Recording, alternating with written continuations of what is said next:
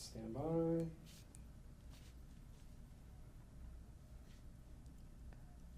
The lone finalist for Austin Police Chief shares his vision and takes some tough questions from the community. That's coming your way up next on Capital Coffee Talk.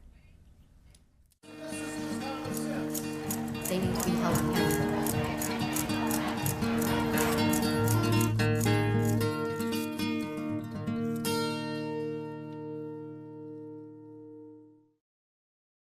Actually, I guess it's almost afternoon. I'm Judy Maggio with KLRU's Decibel. Glad to be back on our weekly Tuesday show covering everything from city politics to state politics and really everything in between. And as always, I'm Ben Philpott. Ben Philpott, I remember you. Yeah. You're, let's see, senior editor at KUT. Senior editor at KUT. How's everything going? Good. I'm really delighted to be Refreshed? back. I'm all refreshed. I had some time off, and I want to thank my dear friend Leslie Rohde for filling in for me and doing a terrific job. It was fun to work with her, and I really liked the one we did last week, talking with with Jim Henson. Jim Henson about the primaries, the runoff elections for the primaries. I know, May 22nd, Yep. and early voting starts May 8th. Wait, no, Monday. Yep, May 14th. May 14th. Yep, that's it.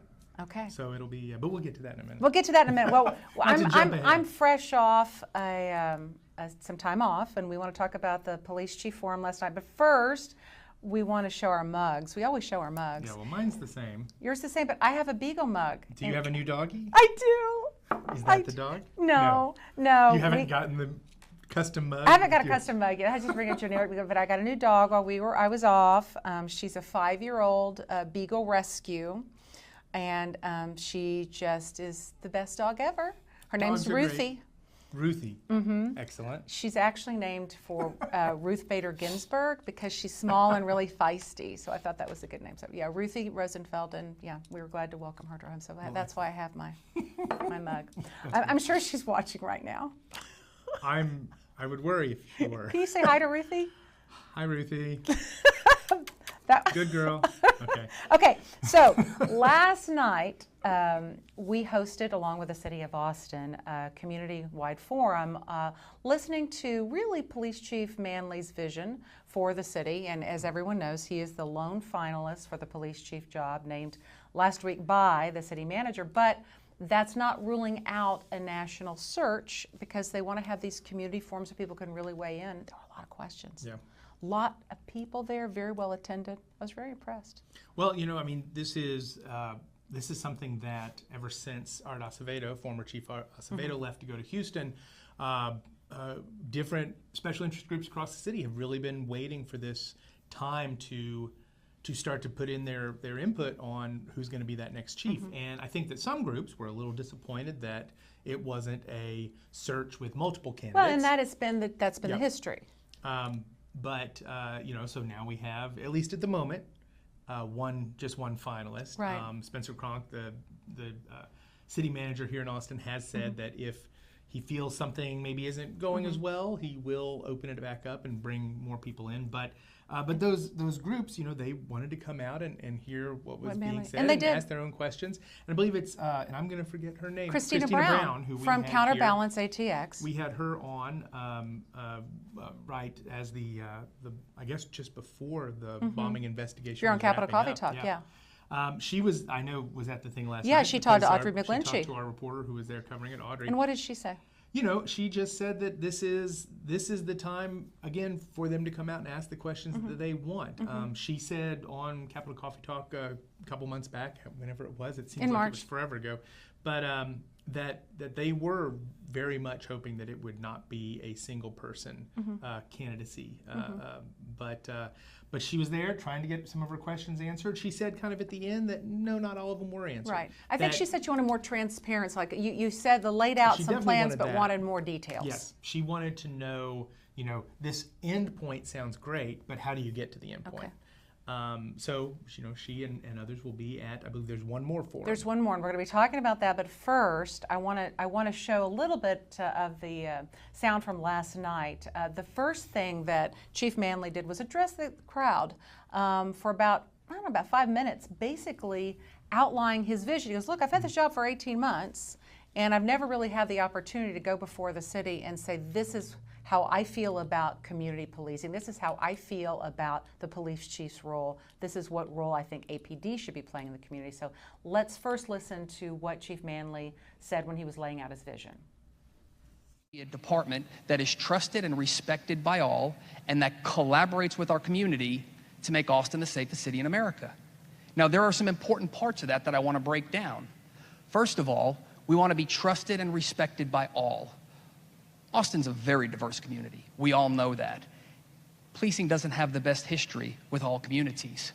Austin has a very large immigrant population, many of whom may have come here from countries that maybe the corruption in policing is what led them here in the first place. And so to expect them to come here and have trust with American policing, that's a high ask. We understand that we have to break down some of that and really build trust within those communities. Now, I had the honor of leading this discussion and taking the audience questions. And one of the things that I talked to the chief about was kind of this, what I consider kind of the high point and the low point of his tenure so far, and that was the bombing in Austin, and that it was solved rather quickly. Such a tragedy, 2 people died. And I know that you all hosted a town hall pretty quickly afterwards. Yeah, we hosted one very specifically to talk about kind of the role of race and the not just the police work in this, but also the media coverage of the bombings. We were very pleased when Chief Manley agreed to come. So that was a very interesting conversation between groups from East Austin, communities of color that have, of course, over the decades felt as if either kind of the current state where they feel like police are acting violently towards these communities of color, or in the past where they have also just simply maybe not investigated crimes as much in certain parts of town. Sure, that there was some almost stereotyping and things like that going on. And so, they wanted to make sure, especially in a bombing where we kind of started off with the idea that maybe it was targeting people of color. It appears, and based on the video confession that no, we have not seen, but based on police interpretation of it, there does not appear to be it appeared to have been random attacks across the board. But but that was an interesting conversation to allow the different communities there to be able to address the police chief and say, what about this that you said? What about the initial possibility that it was targeted at this one man in East Austin. So that was a good initial conversation, and KUT's working to add some more of those and keep it going. Yeah. And I think with having a new police chief, this is this is going to be, I think, a very common focus of a lot of groups in East Austin now, with the idea of who will the next police chief be, and does this new person address some of their concerns? Yeah, and one of the specific comments that I think that, and we're going to hear another soundbite from Chief Manley, but one of the things he came under fire for was initially calling this a troubled young man. And I think the communities of color had some issue with that, because they said, when there's a violent crime involving someone of color, those words aren't typically used. Much more descriptive, negative terms are used. So anyway, I want to hear that particular little clip of Chief Manley last night talking about the bombing. Our police department did a great job, and we have a lot of resources.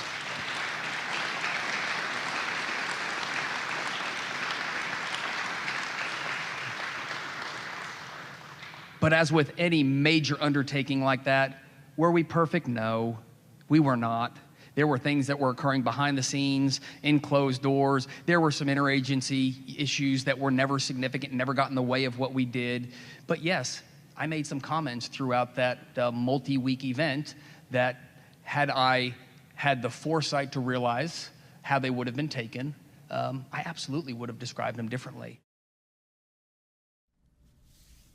I have to say that Chief Manley got a couple of standing ovations, and even those in the crowd that, as Christine Brown and people in groups that feel like a national search is the way to go, overall thought he did a pretty good job. I mean, and you saw in that soundbite, he's been very open about his policies, about his practices. When he needs to fall on his sword, he's fallen on his sword. And he said, sorry, I misspoke. I should not have used those words. Yeah, I just think it'll be interesting to see if, so we've had this first open forum, what kind of questions come in with the second one. And maybe they will be more like Christina Bound was saying at the end of this forum, which is, more specific. Like the end goal, but what are the steps in between now and the end goal? So if you want to weigh in, if you want to ask questions of Chief Manley, if you want to come yourself, that particular community forum is the second one, the last one, is on May the 17th. Hope you'll come, Ben. May the 17th at 7 p.m. in the KLRU studios. I'll once again be leading that discussion. This is open to the public. We hope it's well attended. I think it will be. Last night certainly was. If you have some questions to ask the chief, feel free to write them in the comments section right now, and I'll be happy to pass those along.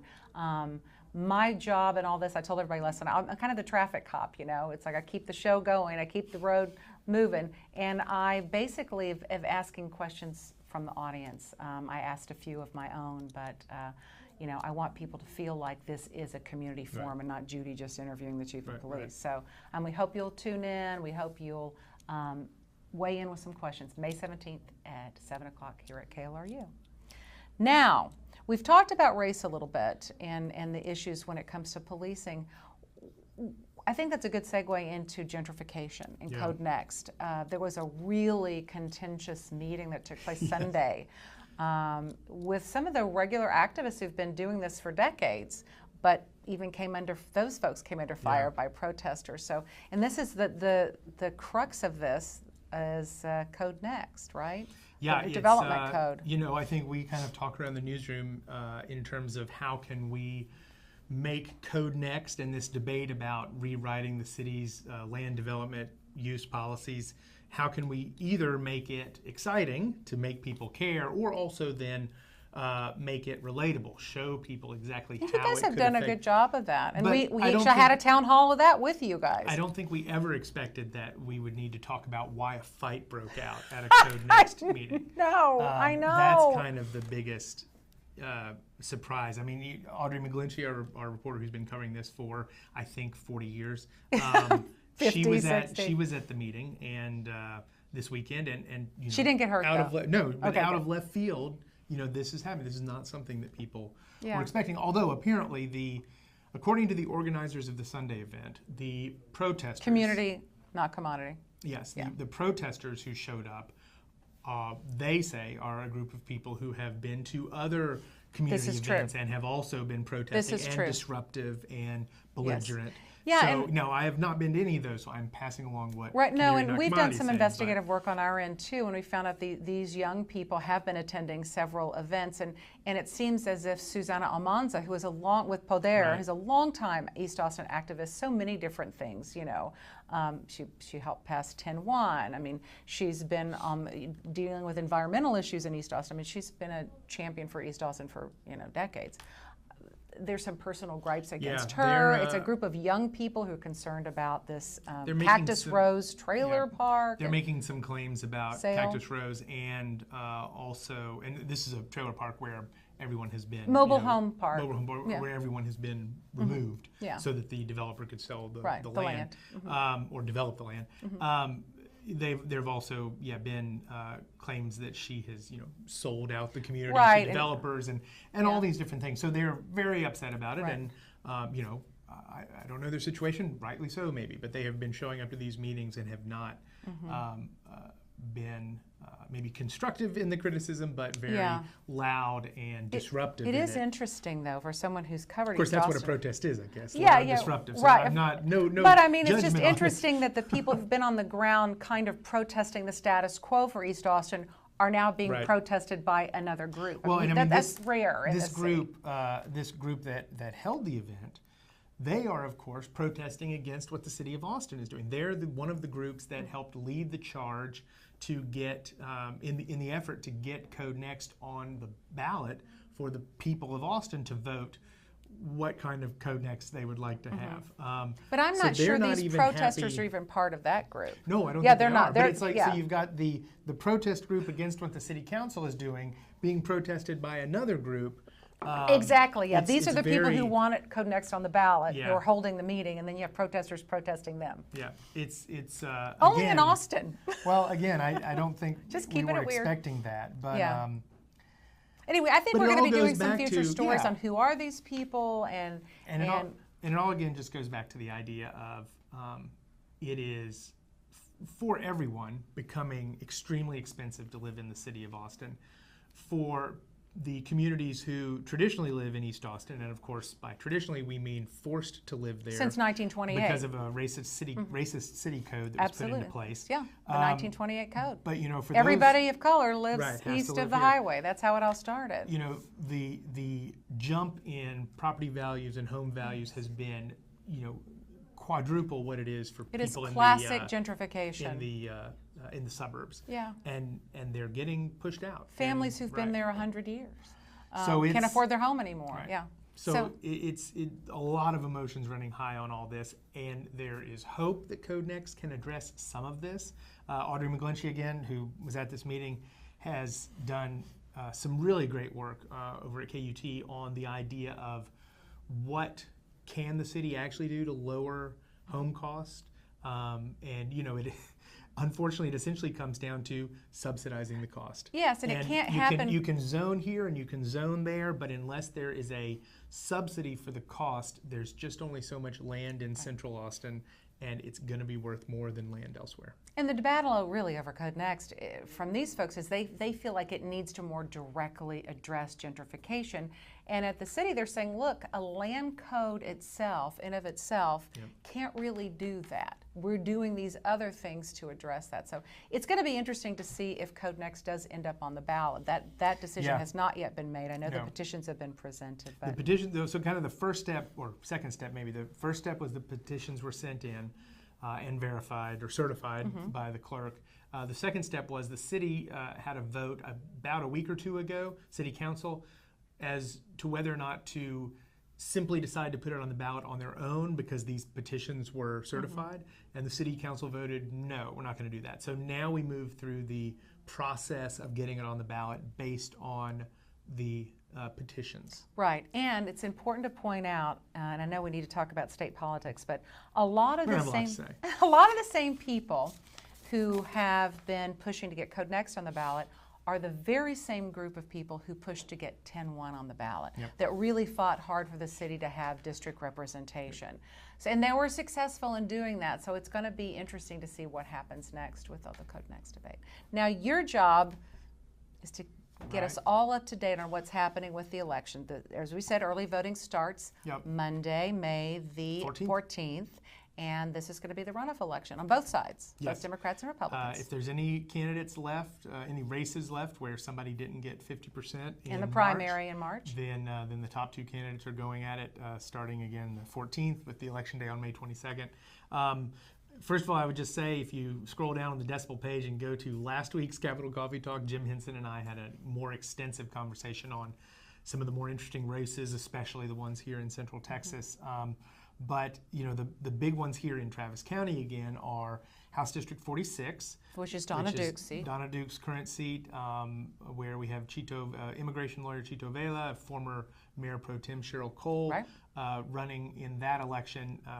They've had multiple forums. I would point you to KUT's forum with them that was last Wednesday. And they were neck and neck in the primary, they right? Were. It Like was 1 very point close. difference, yeah. A couple of points maybe. And so this is going to be a very tight. We assume you never know exactly who is going to come out on a runoff. It's hard to get people to the polls for a runoff.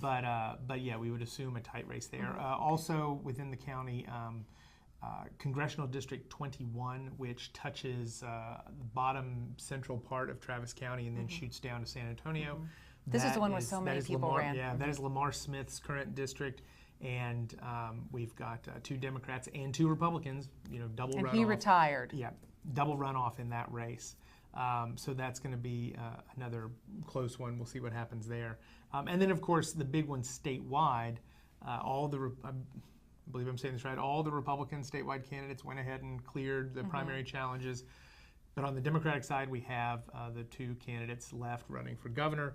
That's former Dallas County Sheriff Lupe Valdez and Houston lawyer Andrew White, son of Mark White, former governor here, late governor here in Texas.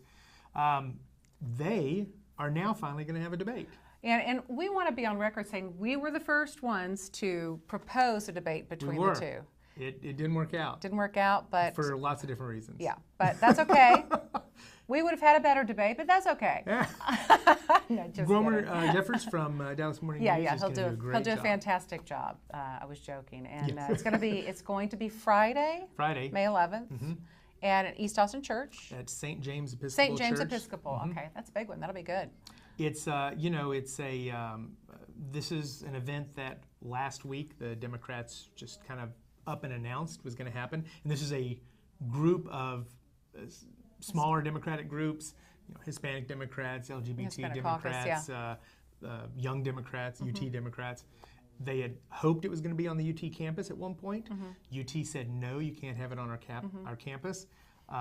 So they've spent the next few days trying to find a venue here in Austin, and we're finally able to announce today. It's funny, about a minute before I got the email from the group that was putting this together saying, yes, we have a venue and it's in East Austin, Andrew White was actually on a Facebook Live with the Fort Worth Star-Telegram, and I sent in a question on their Facebook page. Are you guys still going to debate on Friday? And he said, yes, we are, but I don't know where it's going to be yet. Okay. So and now we know. Apparently he now knows. St. James Yeah, Episcopal, St. James and Church. I think KXAN is live streaming on their KXAN is website. live streaming it. Yep. Okay. See, we don't even mind plugging other TV stations on Capital Coffee Talk. We're a public service here. We are. We're the public media. But yeah, so it'll be. There's only going to be like 200, 150 tickets for this. They're going to have some stuff up on their Facebook page, I believe today. It may have already happened, to try and claim some of those tickets. And I'm sure the Fort Worth Star-Telegram, and I'm sure many of us will be sharing that live stream. Dallas Morning News. No, but I thought. Oh yes, from this morning, you mean? Yeah. Yes. Oh yes, from Andrew White from this morning. Yeah, and Lupe Valdez is going to be on their live stream this afternoon at 6:30. This evening at 6:30. Okay. All right. So you can get kind of similar questions to both of the candidates separately today from the. There'll be plenty of places to find it Star-Telegram. online on Friday. Yes. Do we know what time yet? 7 o'clock. 7 o'clock. Okay. Friday at 7. They're gonna open with some party business, probably a little rally stuff around 6:30, and then at 7 o'clock they'll start the debate. I would guess KXAN would probably only carry the debate, but. Well, in our situation, Andrew White said yes immediately, and I think that Sheriff Valdez has been kind of dragging her feet because she's trying to get up to speed on things. I mean, she kind of entered the race late and has had some controversy on some of her questions. And there have been a handful of articles on this over the last week, just the idea of what is at stake for both of these candidates. And essentially, one kind of take on it is that for Andrew White, it is about connecting with the more liberal side of the Democratic base. He's been kind of pushed to the moderate end of the Democratic Party in the campaign so far. And for former Sheriff Valdez, who occupies quite strongly the liberal side of the Democratic Party, it has been about showing that she's ready to be governor. There was a quite scathing Dallas Morning News editorial during the primary saying that she didn't seem to understand some of the pretty issues. Key things. Even immigration issues. Yeah. Well, yeah, and that was another. But she had trouble with the Dallas Morning News answering some budget questions and some school finance questions, and so they just were not. They gave their endorsement to Andrew White. So for her, it is about showing up to this debate and showing that she's done her homework and she's ready. Yeah. Okay. Very good. So that's Friday, and don't forget Monday. On the 14th is early voting, and Tuesday we'll be back with Capital Coffee Talk, and we'll be just talking about some of the key races we'll be watching, and who knows what else we might talk about. Well, just remember, it's too late to register, but you can vote anywhere in Travis County that you see an early voting sign, and on Election Day, the 22nd, you can vote anywhere you see a Vote Here sign. And one more reminder, if you really care about the future of policing in Austin and want to weigh in on who should be our next chief, please come or watch the community forum called Our Next Chief with KLRU in the city of Austin next Thursday, the May 17th, and that will be on, all over the worldwide internet at 7 o'clock, and then we'll be airing it, I believe, on Sunday on KLRU. So May 17th, 7 p.m. Thanks so much for tuning in today. We're here every Tuesday at 12:30. And if you ever want us to cover a topic or if you have a question you want us to cover, feel free to always leave that in the comments section. Enjoy this beautiful day, and thanks so much for tuning in.